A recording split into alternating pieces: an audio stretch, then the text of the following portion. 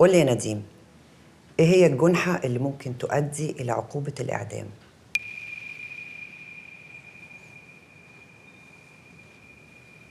طيب مش مشكلة. في في حالة حالة القتل لو حد قام بشهادة زور والشهادة دي ترتب عليها عقوبة بالإعدام. بالإعدام. في المادة 146 من قانون كل العقوبات. من أخفى بنفسه أو بواسطة غيره أحد الفارين من الخدمة العسكرية أو ساعده مع علمه بذلك على الفرار من وجه القضاء يعاقب بالحبس مدة لا تزيد عن 2 سنين، ولا تسري هذه الأحكام على زوجة الفار من الخدمة العسكرية. بس هي كان قصدها المادة 140 من قانون العقوبات. كل من كان مكلفا بحراسة مقبوض عليه أو بنقله أو بمرافقته وساعده على هربه أو تغافل عنه يعاقب طبقا للأحكام الآتية.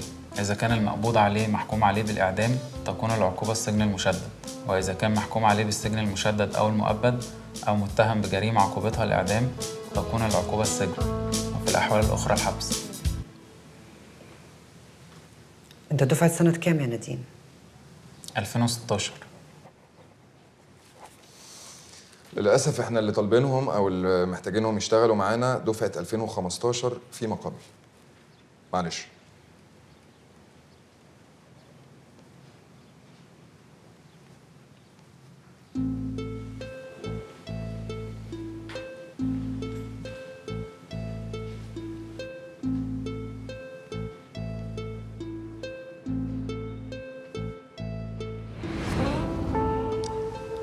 أنا مش عايزك تزعلي مني.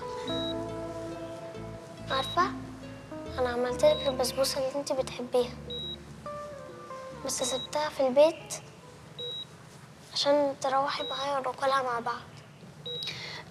بصي يا حبيبي، احنا في زمن لا صاحب بينفع ولا قريب بينفع،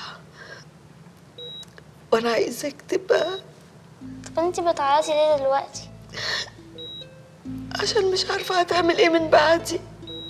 عايزة نعمل ايه من بعد؟ عايزك تبقى انسان ناجح ومحامي شاطر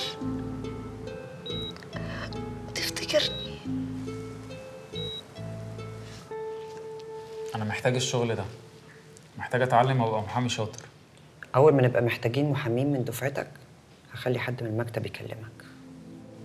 حضرتك ممكن تجربيني، ممكن تديني قضية أشتغل عليها وهتشوفي هتلاقيني محامي شاطر. انت كده بتضيع وقتنا.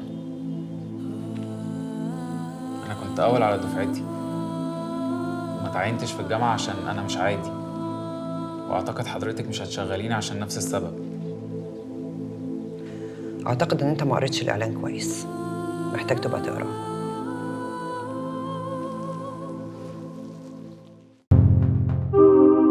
اشترك في باقات واتشت الشهرية بتبدأ من 14 جنيه و99 قرش، وباقات سنوية تبدأ من 150 جنيه.